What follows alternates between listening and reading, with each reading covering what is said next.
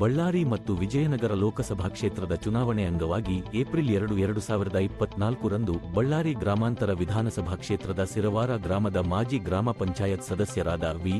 ಕರಪ್ಪ, ಕಾಳಪ್ಪ ಸುಂಕ, ಮುತ್ತಪ್ಪ, ಡೊಳ್ಳಪ್ಪ, ಗಾದಿಲಿಂಗಪ್ಪ,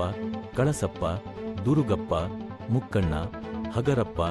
ಧನರಾಜ ಕೆ, ಹಂಪಯ್ಯ, ಮಲ್ಲಪ್ಪ, ಭೀಮಲಿಂಗ, ಮಲ್ಲಪ್ಪ, ಗುರುಬಸವರಾಜ್, ಯಮುನಮ್ಮ, ಹಂಪಣ್ಣ, ಮುದ್ದೆ ಮಲ್ಲಯ್ಯ, ರಾಮಾಂಜನಿ, ಕೋಳಿ ರಮೇಶ, ಅನ್ನೋರು ಲಿಂಗಪ್ಪ, ಶಿವರಾಜ್, ಲಿಂಗಪ್ಪ ಬಂಗಾರಪ್ಪನ ಮಗ ನಾಗರಾಜ್, ಕೊಳೂರು ಕೃಷ್ಣಪ್ಪ, ರಾಯಣ್ಣ,